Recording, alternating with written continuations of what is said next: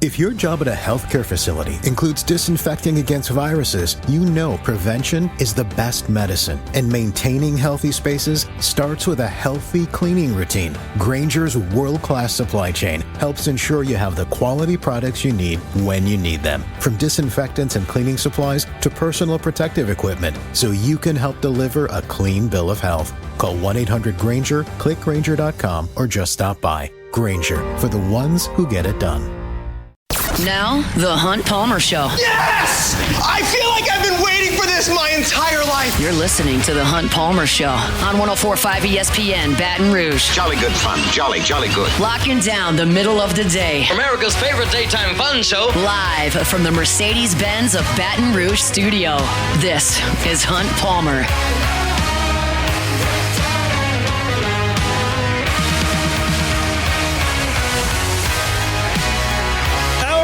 Wednesday edition of the Hunt Palmer Show, 104.5 ESPN Baton Rouge. Appreciate you hanging out with us, officially working towards the weekend here. Going to be a fun weekend. Watch some LSU baseball on the plains at Auburn. The Masters cranks up tomorrow. Spring football practice game thing that they've got on Saturday. We're going to discuss a little bit of all of that moving forward here in this hour. I got a column up at louisianasports.net. And it is talking about LSU's change in portal approach. And I don't suggest that it's a change as far as the entirety of the program and moving forward. I will suggest it was a shift in approach this year. And I've talked about this multiple times over the course of the last 10 weeks. But when I talked about it, I said we won't really know the results until we get into the middle of April. And we're knocking on the door of the middle of April, and I think it's fair to start to discuss some of these results. The shift has been for this team, it may be drastically different for the 2026 team, that they went to a lot of mid-major programs for recruits in the portal. That has not been the case previously. You look at a lot of the guys they brought in, not all of them. Yes, I'm aware that LSU got a pitcher from Air Force a few years ago. Worked out pretty good. I'm aware the year before that Paul Gervais and Eric Raiselman saved the LSU bullpen. I'm well aware that there have been other instances of small school players coming to LSU, but the majority of the production that LSU has gotten from the transfer portal has been from Jacob Berry from Arizona, the National Freshman of the Year. Tommy White from NC State, the National Freshman of the Year. Riley Cooper from Arizona. Thatcher Hurd and Gage Jump from UCLA. Luke Holman became a Friday night starter at Alabama. Christian Little was a big-time talent at Vanderbilt. Bryce Collins was a big-time recruit when Jay Johnson got him at Arizona. He came over to LSU. Mac Bingham started for 3 years at Arizona. Michael Braswell was a proven commodity as a middle infielder in the SEC. Even guys they got out of the transfer portal that didn't end up at LSU. They went and got Carter Young from Vanderbilt, who ended up signing a professional contract. They signed Jack Pineda out of the transfer portal. He took a professional contract. He was at Baylor. So you've really leaned heavily production-wise on power conference players. I just rattled through a ton of them.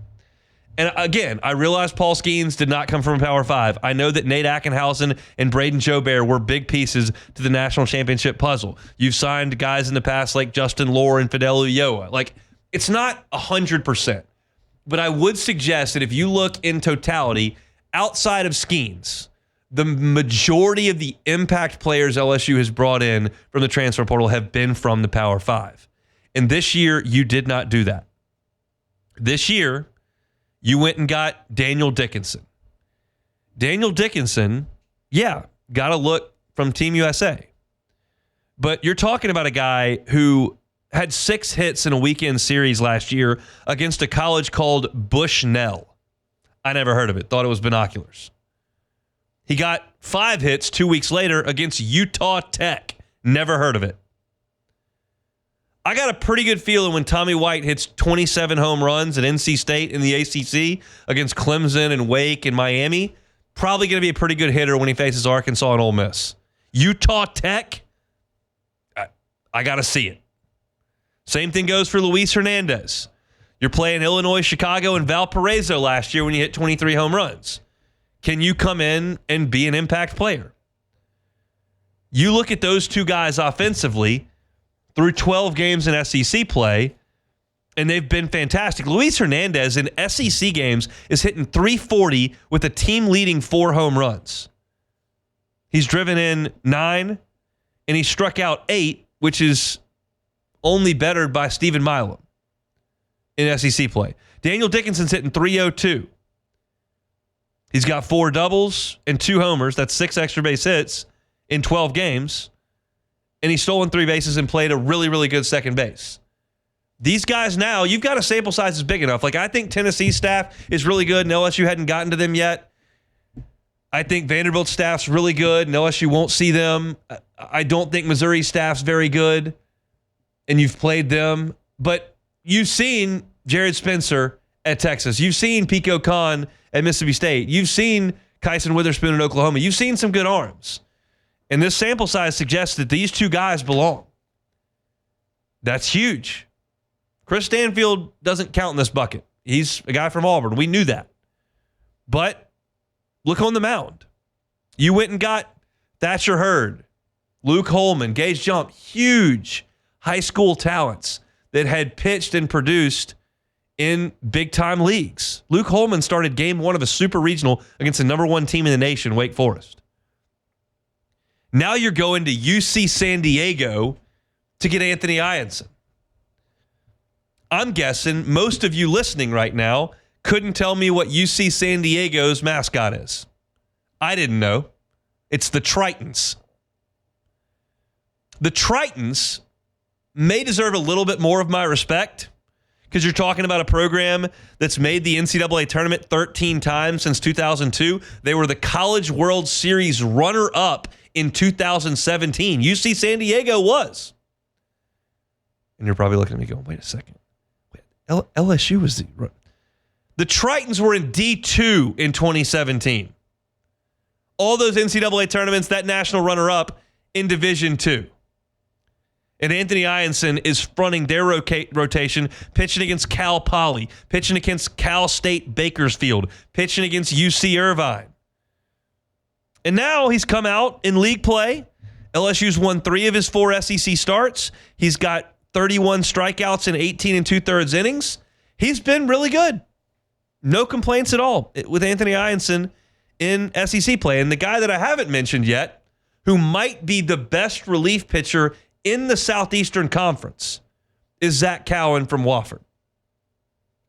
Now, LSU prepared for him. And I watched 2 of his starts when that bracket was announced on Memorial Day. Before I hit the airwaves on Wednesday of that week, I had watched 2 of Zach Cowan's full starts. And I said on this show, before Wofford announced that Cowan wasn't starting against LSU on Friday because he was overworked in the conference tournament, I said, I think this guy could probably pitch on Sundays in the SEC. It looks pretty good to me. And that may be true. He may be a good Sunday starter in the SEC right now. But he's dominant bullpen arm. Zach Cowan against SEC competition, not overall. We knew these guys could play against the schools that LSU opened the season with. Purdue, Fort Wayne, North Dakota State. Like, we knew that these guys could handle that. They had put up numbers against that kind of competition. All that mattered to me is what these guys did when they got into SEC play.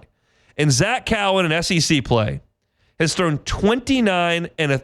Nope, that's not the SEC stats. Those are the overall stats. Let's get these. 14 2/3 innings, 1 earned run, 21 strikeouts, and 3 walks. His opponent batting average is 118.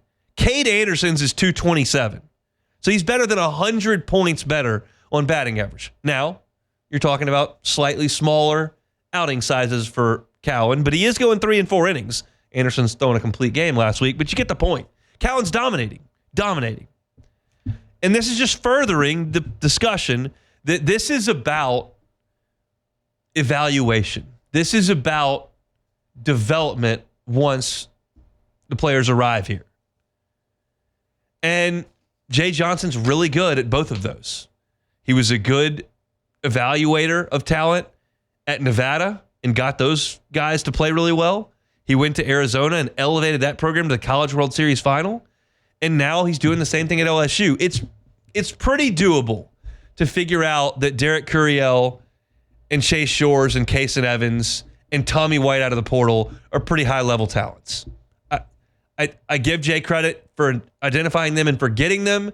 As far as figuring out they're going to be pretty good players, well, I think that pretty much goes without saying. But finding some of these guys at these smaller schools that are going to translate and developing them along the way is huge. And I'll leave you with this. It's kind of to close this entire discussion up, because this is kind of echoing what I would have said in November and then again in January and early February. Entering this year, I probably could have told you what Jared Jones' season was going to look like realistically. Probably could have told you the same thing for Stephen Milam. Probably could have told you the same thing for Josh Pearson. Probably could have told you the same thing for Michael Braswell. I could have told you that Cade Anderson had shown flashes of what it would be like to be an ace. I could have told you that Chase Shores was a big-time talent. And then what happens with the rest of the pieces to this puzzle is probably going to dictate what LSU's team looks like over the course of 5 months. It's not going to be the variance in Jared Jones' season. He's going to be what he is. Not going to be the variance in Stephen Milam or Josh Pearson's season. Michael Braswell's not going to show up and hit 360 with 11 home runs. Those guys pretty much are what they're going to be. Jones and Milam are superstars. Braswell's a nice complementary piece. Same thing goes for Pearson. The variance was going to come from the guys who were going up a level. I could have painted you a picture in February of Daniel Dickinson hitting 358 with 16 home runs. Like, the scouts like him. He showed some tools at Utah Valley. Maybe he takes the next step as a junior. He's a star. He's the 51st pick in the draft. I could paint you a picture where Daniel Dickinson was going to hit 248 with a bunch of strikeouts because hitting the Utah Valley against Bushnell ain't this. Luis Hernandez, same thing. 23 homers in the Missouri Valley. I can paint you a picture. He hits 4 and loses his catching job because he's not a good defender, and you got to put Cade Arambidi out there. Like, that was realistic. He wasn't a catcher the last 2 years. But because those guys have stepped up and been great, and because Anthony Ianson has answered the bell, and because Zach Cowan is dominant, well, now you look up and LSU's 31-3. That is why. It's not because Jared Jones is great. He was going to be great. Jared Jones was great early last year, and LSU was terrible. It's because the ancillary pieces are playing towards their ceiling, and that's elevating LSU's entire team. They've put themselves in a situation right now where the math is so advantageous that you feel like you've got a pretty good feeling where they're going to be in early June. And that's right down the street at the box. What they do when they get there is game to game, and it can be tricky. We know that. We know that story, and we'll talk about that when we get there. But this team is likely, I don't think this is a jinx, I think it's a reasonable discussion. This team's probably going to be a top 8 national seed. That's all the 56 games are for. And then you got to go play baseball. These guys have been great. It's a shift in what you've done. These guys did not come from the ACC and the Pac-12. These guys did not come from other SEC programs. LSU took a chance on them based on a good evaluation. They've developed them, and those guys are shining stars right now. And that's why LSU's as good as they are.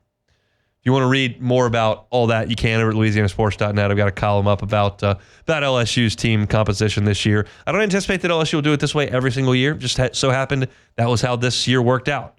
And man, is it ever working out.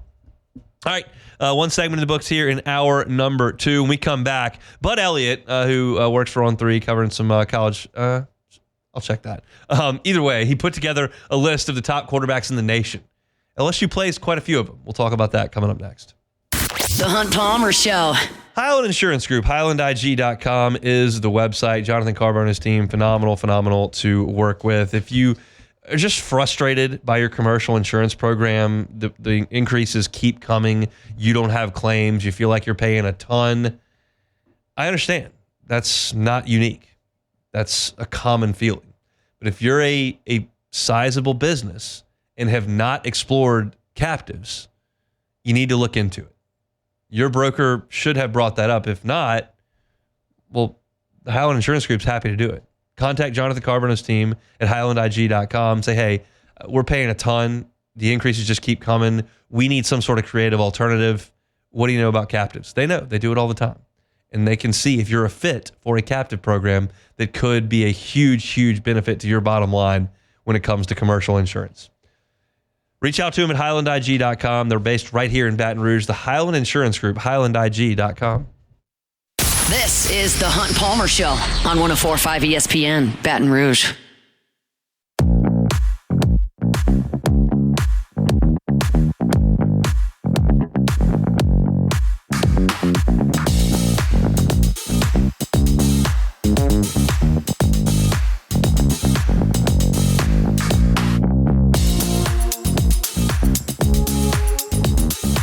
Taking a little bit of the par 3 contest there at Augusta National. Saw a hole-in-one from Keegan Bradley a little bit earlier. Do you buy the curse of the par 3 contest winner, Beck? Like, would you try to win it if you were in the field? If it was my first time, which it would be, of course, if it was my first time playing in it, I'd probably take it a little seriously. But if I'm like some of those guys that have played it like 7 or 8 times, I'd probably just have fun with it and not worry about it. I don't believe in the curse.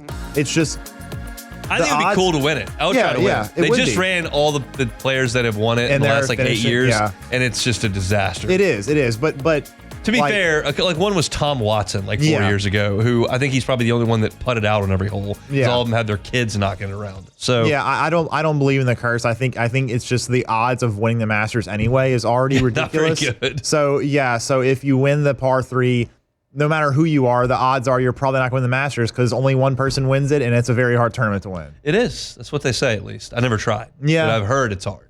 Yeah. So. Speaking of hard, LSU may have a difficult schedule coming up this football season. Bud Elliott, who covers college football for 24/7 Sports, put together a list of the top 10 returning quarterbacks in college football this season. And as I looked at it, obviously the first thing that's going to stand out to me is where's Garrett Nussmeier. And Garrett Nussmeier is number 2 on the list, which is awesome. That's a phenomenal place to start if you're LSU. I talked about this earlier this week, actually on Monday. Like, I feel like just about anyone who's discussing quarterbacks is going to put Garrett Nussmeier in the top 5 entering the season. And if you can have that in any given year, like that's a big deal. And so to have Garrett Nussmeier coming back for LSU for a 5th year, who everybody believes is one of the top 5 quarterbacks in college football, whether he plays to that level or not, like it's just a good place to start entering talking season. But the other side of this coin is who does LSU play that's on this list? And LSU plays number 1 on the list, number 5 on the list, number 6 on the list, and number 10 on the list. So you're talking about 1, 2, 3, 4 of the top 10, with Garrett Nussmeier being the other. That's 5 of the top 10 directly involved in LSU's 2025 season. Now, Jacob Beck, I'm guessing you have not seen this list. Just a guess of mine. No, I have not. Because I didn't link it to the doc. Do you have a guess as to who Bud Elliott says is the number 1 quarterback in the nation who happens to be on LSU's schedule this coming season? I will guess. You can even throw me a school if you'd like. Yeah, it's going to be Clemson, right? It is not Clemson. Cade Klubnik is number 5 on this list. Oh, okay. Bud Elliott says the number 1 returning quarterback in college football is DJ Lagway from Florida. Wow. Now, that's buying a lot of stock into the final 3 weeks of DJ Lagway. And that's reasonable. It's his freshman year. They were on a team that was lost in the wilderness for 8 games in what had really been 3 years and 8 games. And he played great down the stretch. And Florida beat LSU when he was on one leg and beat Ole Miss and beat Florida State. And he's a 5-star talent. And I'm not going to sit here and tell you that DJ Lagway's not the best returning quarterback in the country, but it is a lot of stock for 3 games. And in any event, LSU's got Florida coming to Tiger Stadium this year. And that's going to be a challenge when Billy Napier can snap the ball to that guy, assuming he's healthy, 65, 75, 85 times. So the next guy on LSU's list is number 5 at Cade Klubnik. And Cade Klubnik had a great finish to his season. Now, they didn't beat South Carolina, but he threw for a lot of yards and has got a lot of talent. And Clemson's got a ton coming back. This is not the time on April the 9th to go dive into Clemson's returning talent and what they've got out on the skill positions and how many offensive linemen they've got back. But I think it's reasonable to go, well, they got a former 5-star quarterback who's now got a year starting very much under his belt and who played better later in the season. And yeah, I think it's fair to call him one of the best 5 quarterbacks in the country coming back. And right behind Klubnik, who's 5, number 6 is Lenora Sellers. This is interesting because Sellers is a freshman last year. And LSU saw him before he got hurt in that game rip off a huge touchdown run up the middle, show that insane athleticism. Is he brilliant from the pocket? I'd stop short of that. Is he a handful for defensive coordinators? Yeah, he was that for LSU last year. And Clemson found that out too. The play he made to beat Clemson, that touchdown run that he made up the middle of the field, zigging and zagging and running through all those guys, like that's a play that there are not 15 quarterbacks in college football that can make that play. And he's just that athletic and that dynamic that he can. Now, how much can South Carolina bring along his passing? We thought last year that South Carolina was going to be completely devoid of weapons because they lost your 2 best weapons from the year prior were for the Carolina Panthers and Ole Miss. So what are you going to be able to do? Well, it wasn't a work of art in the passing game, but Sellers was super productive, and now he's in his second year as a starter. So you got Lagway at 1, Klubnik at 5, Sellers at 6, and then the last one may have been tougher for you to pull if you're just driving around and kind of thinking about who this could be. Not anybody from Alabama. It's not anybody from Ole Miss. Not anybody from Texas A&M. It's John Mateer. And as I say John Mateer, you may go, I don't even know who that is. And that'd be fair because you probably didn't watch a lot of Washington State football last year because Washington State's not in a conference anymore. And why would you watch that? But John Mateer threw for a lot of yards, and his offensive coordinator took the offensive coordinator gig at Oklahoma. And so he said, well, I'll go to Oklahoma. So he's now at Oklahoma.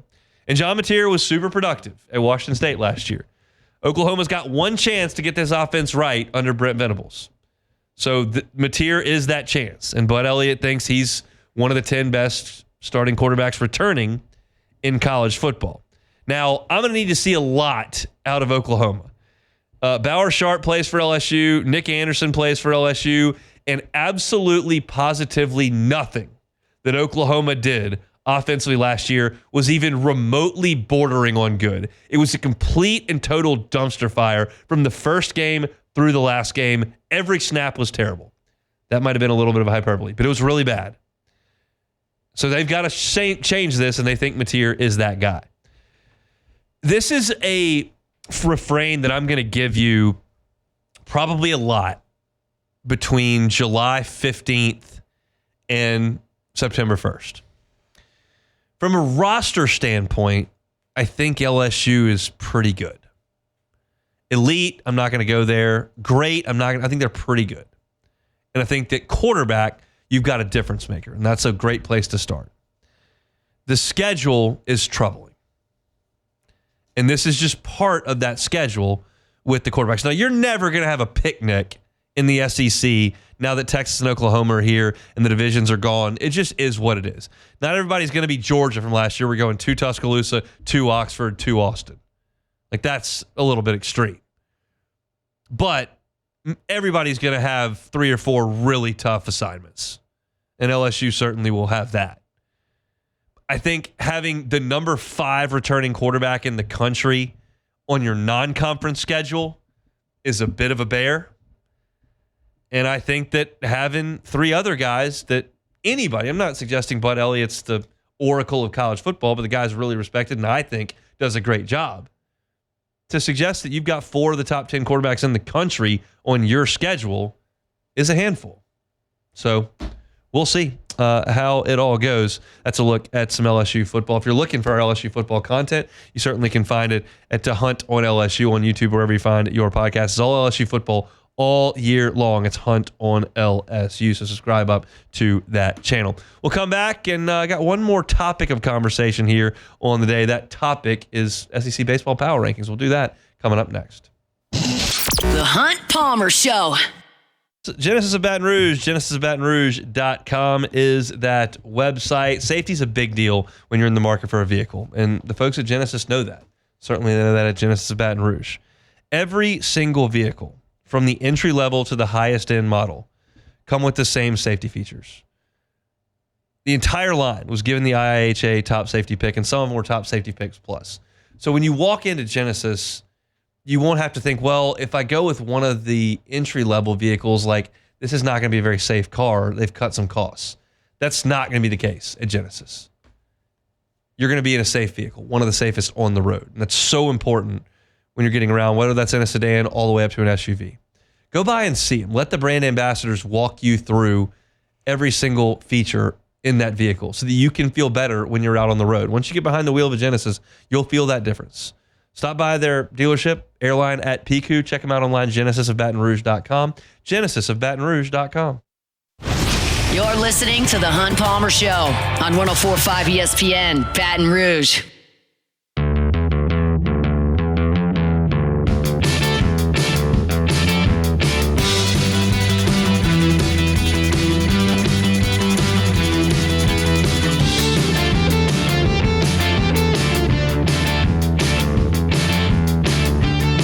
Talked about Beck's performance in the par 3 contest in hour number 1. I'm watching. They got Ben Crenshaw hitting into the water here, and Beck thinks he's going to just eat that course alive. Ben Crenshaw's like 90. He's a Masters champion. Yeah. An elite ball striker. One of the great putters of all time. Do you think he's still spending a lot of time on the range these days? I don't know if he is or not.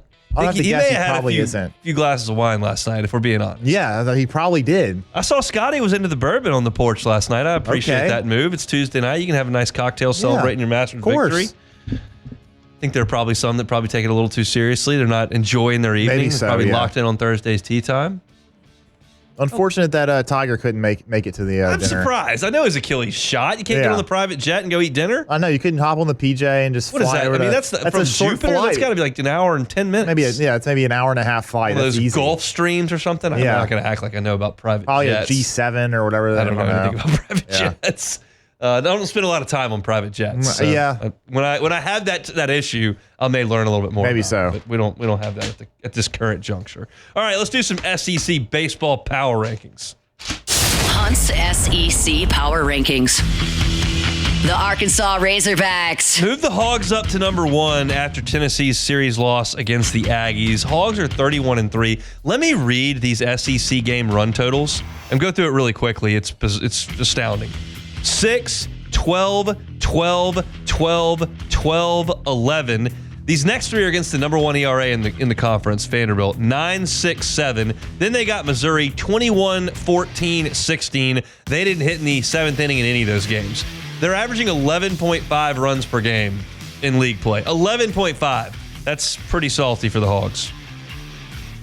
The Tennessee Volunteers. I think it was a bad day for Tennessee. I'm not ready to move them back anything beyond 2. I still think they're very good. I do think that there's a real chance Arkansas is better. They got swept in a doubleheader by Texas A&M. However, they did throw a no-hitter in the game before that and run rule A&M 10-0. So I'm not ready to just throw the entire baby out with the bathwater here. I think Tennessee had a bad day at the ballpark and lost 2 games. I still think they're a very good team. The LSU Tigers. I left the Tigers right there at number 3. I feel good about where the offense is 1 through 9. I feel great about where the ace is. Still have the same questions everybody else does about the back end of the pitching staff, but it's not a massive concern. They're doing a pretty good job of it, so I'll take the Tigers at number 3. The Texas Longhorns. I moved Texas up 1 spot. They are 11-1. I get it. They just swept Georgia. It's a loud statement. I still think that Arkansas, Tennessee, and LSU are a little bit better than Texas, but the Longhorns have been great. I can't, sweeping Georgia is a big deal, but I didn't move them. They're just good. The Georgia Bulldogs. Georgia moves back a spot, 30-5 on the year, 8-4. I will give them a 1-week pass going to Austin and getting swept. Now, here's the deal with Georgia. They play Arkansas this week in Athens. You need to go to work and prove yourself a little bit here, because if you lose 6 in a row in league play, we may have to make some significant adjustments. Right now, I'll give Georgia a 1-week pass, and I think right here is where I would draw the line at the first tier. I think these first 5 are really, really good. In my eyes, you move down a tier as we get to number 6. The Ole Miss Rebels. Rebels are 8-4 in league play right now. Their only series loss in SEC play is to Arkansas, and they had a chance to win that series. They had a lead late in Game 3, and Wahiwa hit a home run, and they ended up losing that game in a rubber match. Now, the scheduling favored them a little bit. Beyond that, they played Missouri and Florida, who are not good, but I think Ole Miss has a pretty good team. Elliott, good lineup. They're getting it done right now. I don't think they're in the elite tier, but I think they're good. The Vanderbilt Commodores. Vandy's 7-5 right now in league play, 25-8 overall. I have them here because they're the top ERA in the Southeastern Conference. When I watch them play, and I've watched them play a good bit, I don't see the dynamic talent that you saw in Walker Buehler and David Price and Kumar Rocker and Jack Leiter and Tyler Beatty and all those guys that have been so good, Carson Fulmer. But they're getting a lot of outs, so I give them credit for that. I've got them up from 11-7 this week. Vanderbilt, the Commodores at 7. The Alabama Crimson Tide. Here's the issue I got with Alabama is they've moved back 2 spots from 6 to 8 here. Here are their weekend starters, SEC ERAs. Riley Quick, 5.73. Zane Adams, 6.88. Bobby Alcock, 6.32. That's not good enough. It's not even close. Now, they've got a good offense, and LeBron's a star, but they get swept at Auburn if LeBron doesn't hit the big home run. They've got to pitch better than they have. I've got Alabama at number 8. I'm teetering on that. The Auburn Tigers. Left Auburn right there where they are. They were at home when they beat Alabama 2 out of 3. Sam Dutton, great again over the weekend. 7 innings, 2 hits, no runs. He's been very good for them. We'll see him on Saturday. I still have my doubts of whether he's a legitimate SEC ace, but the numbers are very good, so I got Auburn at number 9. Texas A&M! I might be overreacting here. I moved him up 3 spots. But you go win 2 games in Knoxville, you got my attention, and A&M's starting to swing the bat a little bit. Now, I know they got no hit on Friday. Got it. Liam Doyle's really good. They haven't fixed everything, and they got a long way to go to climb out of this thing at 3-9 in league play. But that's a loud series win any way you get it in Knoxville, so I moved A&M up to number 10. The Oklahoma Sooners. Moved Oklahoma back from 8 to 11 here. Witherspoon's great. I think their offense is very average. I think the rest of their starting pitching is very average. That means you're a pretty average SEC team, which puts you at 11. So again, look, it was adverse conditions to hit against LSU. LSU's really good. It's not the end of the world for Oklahoma, and their conference record is not terrible. It's 5-7, but I think they're an average team. The Kentucky Wildcats. Wildcats also 5-7 here. I've got those 2 5-7 teams behind A&M. Kentucky again is what we talk about every week. They don't have elite pitching on the mound, and they don't slug. So that to me limits what you can be. This is again where I'll draw another line after Kentucky to the bottom tier of the league, and that's where we'll start with number 13. The Mississippi State Bulldogs. I moved Mississippi State up. They get 2 out of 3 against a bad South Carolina team to get to 3-9. They've got a good ace, and that's really all they can hang their hat on at this point. So at this point at 13, they're the best of the worst. The Florida Gators. Florida's toast. They will not recover from this. They're 1-11. They're 2 hurt. They lost 2 pitchers from their weekend rotation. They have lost a couple of bats, including Cade Curlin, who's a great player. They can't recover from 1-11. They're the 3rd worst team in the league. I don't have anything else to add to that other than it's pretty shocking. The South Carolina Gamecocks. Just a bad baseball team. They beat Mississippi State in Game 1 of that series, which is a nice win for them. And they come back and lose the next 2. They beat Oklahoma a game. They beat Mississippi State a game. They've been swept in the other 2 series. They're 2-10. They don't really do anything well, which is a significant issue. The Missouri Tigers. Speaking of that, not doing anything well, Missouri hasn't won a league game yet. They are 0-12 in league play. That is really hard to do. And you have to, I mean, should we re-litigate the over-under? What if I put it at 3.5? I'll take the under. I think they're going to win 3. 3. That's really bad. It is. 3-27 is a poor effort. We're almost halfway through the conference season already. So, yeah, they don't have a win. No. That's tough. So that's your SEC baseball power rankings. Run through them one more time. Arkansas at 1, Tennessee at 2, LSU at 3, Texas at 4, Georgia at 5. That's my top tier of the league right now. The second tier is the big middle of the league. Ole Miss at 6, Vanderbilt at 7, Bama at 8, Auburn at 9, A&M at 10, Oklahoma at 11, and number 12, Kentucky. And then the bottom tier of SEC play, Mississippi State at 13, Florida at 14, South Carolina at 15, and Missouri at 16. Those are your SEC power rankings. Is it okay after Texas swept a top 5 Georgia team that I did not leapfrog LSU with them and left them at 4. Yeah, it's okay. If LSU had lost one of those games and not swept Oklahoma, I think you'd have to put Texas above them. But they just keep winning, and they did lose that series against Texas. But again, it was in Austin, so I can see a case for them being above Texas.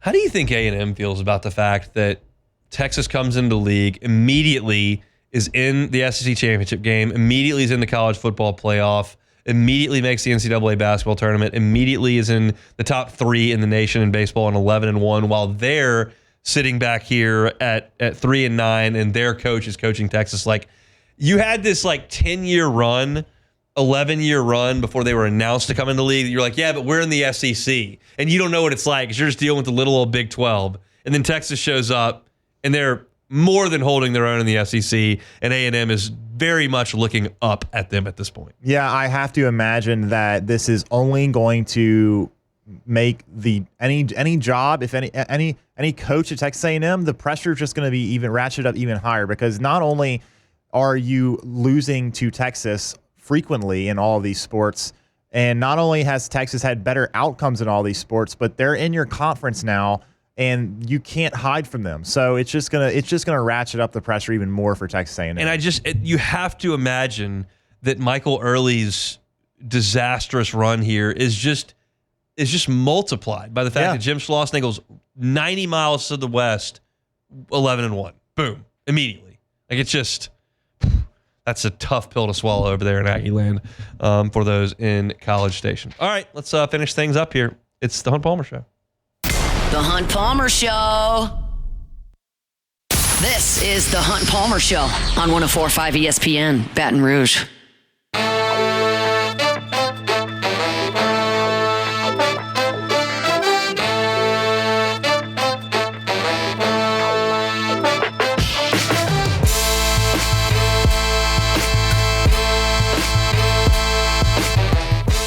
104.5 ESPN Baton Rouge and the Baton Rouge Clinic bring you the 2025 Dreams Come True Radiothon. Dreams Come True is an organization designed to help grant dreams for children with life-threatening illnesses and their families. The following local businesses have also pledged to match your donations throughout the month: Lewis Mechanical, Patient Plus, and Action Industries, as well as Subaru of Baton Rouge, Service Chevrolet, Luba, and Duplessis Pool Builders. Visit 1045ESPN.com to help us reach our goal, and together we can make dreams come true. And also congratulations to Stuart Woodman from Prairieville. Stuart is the winner of our VEX European Bracket Challenge and takes home the grand prize of $1,000. Thanks to all who participated in this year's VEX European Bracket Challenge, powered by 1045 ESPN Baton Rouge and LouisianaSports.net. All right, wrapping things up here on a Wednesday edition of the Hunt Palmer Show. Busy show coming up tomorrow. Joe Healy will be with us. We'll preview the SEC weekend to come. I have not looked at the SEC baseball schedule this weekend. I know for sure that Arkansas and Georgia are playing in Athens. Should be very offensive. But that's the only one I can name off the top of my head at this point. So, besides, you don't LSU. I mean, I got LSU Auburn. Okay, I've got that. I would one hope licked. so. But I don't have any other ones. So we'll talk about that with Joe Healy tomorrow. Chris Blair will jump aboard to talk some Tigers before they hit the road for Auburn. And we'll get some updates from Augusta National, see if Scott Ravelay can jump aboard to see how things are going over at the Masters. Speaking of that, Beck, you have I'll give you 2 picks. Yeah. You got 2 picks to win? I mean, the pretty easiest way to pick 2 players is Scotty Scheffler and Rory McIlroy. Wow, that's really quality. Did you do a lot of research on that? I know. I'm sure that you're very surprised to hear those 2 picks. I mean, it's definitely not the 2 betting favorites Sizzling right now. takes. Is your mic on fire over there? It's not actually, but no, it's. I know it's not going to be any kind of earth-shattering news there that Rory McIlroy and Scotty Scheffler are 2 of the favorites to win this tournament. Randall Chambly says Rory's not going to win. Says he can't hit the high cuts he need to. The wedge play is not good enough. Says no chance. Okay, well, there is a chance. I think he's been playing really good golf, and he's quite good. I have 2 different picks. Okay, go ahead. I have Colin Morikawa. Okay. Best iron player when he's on. Yeah. outside of Scheffler. Need to make some putts, though. Going to have to make some putts. The chipping can be an issue. Yeah, that's But not he's great. got a pretty good record at Augusta. He does. And I'm worried a little bit about the fact that he doesn't hit it very far. But that's okay. That's okay. I'll take Morikawa, great iron player. Then I'll take a little bit of an off-the-radar pick. He works the ball really well, incredible chipper, and good iron player, Shane Lowry. Ah, yes. I will take Shane. He always plays well at Augusta, too. He generally plays pretty well. I don't know that he's been like knocking on the door, but you just got to give yourself enough chances, and then you may show up. And he's also obviously he ran away with his one major championship at Port Rush, but I think he's look, anytime you can win the Zurich, you've got a real chance to win at Augusta. Well, yeah, that's a powerhouse he's of a tournament. Certainly the defending champion at the Zurich, where he carried Rory to the finish. What a performance. I'll take those two, Morikawa and Shane Lowry. You got any take it or leave it? Yeah, we have a few. Take it or leave it. Take it or leave it. Today's hottest stories in sports, news, and sometimes even Hunt's life. The question is, will he take them or leave them? Speaking of the Masters, speaking of Scotty Scheffler and Rory McIlroy, those two are the odds-on favorites. You were right, Hunt. Scotty is the head favorite. I think he's at plus 440. However, Rory very close at plus 600, so not too much separating them. How about this, Hunt? Rory and Scotty or the field. You take Rory and Scotty. I'll take the field. Okay. So all right, I guess you would leave it then. Rory and Scotty. I'll leave it. Yeah, I'll take the other guys. That gives me some pretty quality players there. It does. I would like to see either one of them win. I think Scotty winning 3 out of 4 and back-to-back would be incredible. I think Rory completing the Grand Slam would be incredible. There are very few guys that I absolutely would not want to see win. Well, most of them have all the live guys. They have a bunch of clip art on their hats. So those are the guys that you gotta phase those guys out. Yeah, I think the only real threats you have there are probably Cam Smith and. Did you see Cam Smith today? Not good. What was he doing? I don't know. Did you see what he's wearing? Yes. A blazer. Yeah, I'm not sure. I don't know what's going on. I don't know. He is a very good not putter a green and one. He's played pretty well. He used to be good. He's not any good anymore. Well, we'll see. All right, last one here. I sometimes I'm looking for take it or leave it, so I just go on Twitter and go to the trending tab. Okay. And I saw one and it said Pop Warner, and I thought to myself, why would Pop Warner be trending on Twitter? Well, apparently it's because the first base coach for the Cardinals, his name is Ron Warner. His nickname is Pop. So the St. Louis Cardinals first base coach is Pop Warner. And the Cardinals Twitter are having just an absolute conniption over him and his base running instructions for the team. Perfect. Because they think they invented the sport? Good. Yeah, yes. So Cardinals fans being very angry with their first base coach. Take it or leave it. I'll take that all day. Cardinals fans getting emotional is one of my favorite baseball pastimes. They believe to their core that St. Louis invented the sport. Oh, sorry, he's the third base coach. That would make either sense. Way. Well, they don't get a lot of action over third base these days. They're more of a first base kind of organization at this current juncture. But they think they invented the game, think that they do everything better than everybody else. In reality, not true. And I'd love to see the fact that their organization is in massive upheaval and has been completely stalled out. So that's great. It is. And if their main source of entertainment is the fact that their third base coach has a goofy nickname, we've really got the Cardinals exactly where we want. Well, it's not only that, but I think it's because of him sending some guys and not sending them at the right times. Yeah, so yeah, that's great stuff. Yeah, so, I know there are some Cardinals fans that generally listen here and there. So if you are tuning in, I hope the Cardinals lose every game the rest of the way. Yes, me too. By the way, the Central has not been good besides the Chicago Cubs. The Cubs have been good since they got back from Japan. They have been. And meanwhile, the Brewers, Cardinals, and Reds and Pirates all not very good. Pretty bad. Freddie Couples just knocked it in there tight again with the orange ball. Yeah, Hunt, you got to get over this. Is he going to play the orange ball in the tournament? I hope so. No. I really hope so, Hunt. No.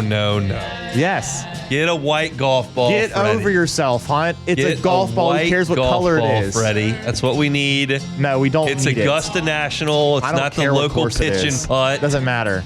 It's not the backyard, not in a cow pasture. You play the white golf ball. He's Fred Couples. He's won majors. He can do whatever he wants. I like Freddie. Is that it for taking or leaving? That's it. All right.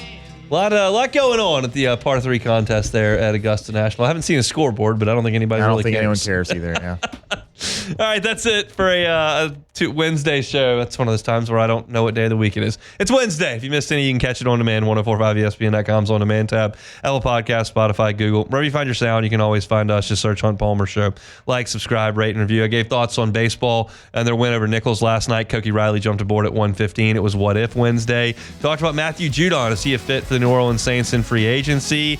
LSU rating the small schools in the transfer portal. It has worked out in baseball. I went into detail with that. LSU football and the quarterbacks they'll face. Check all that out on demand, including SEC baseball power rankings. Matt's going to drive you home. We're back tomorrow. Same time, same place. The Hunt Palmer Show.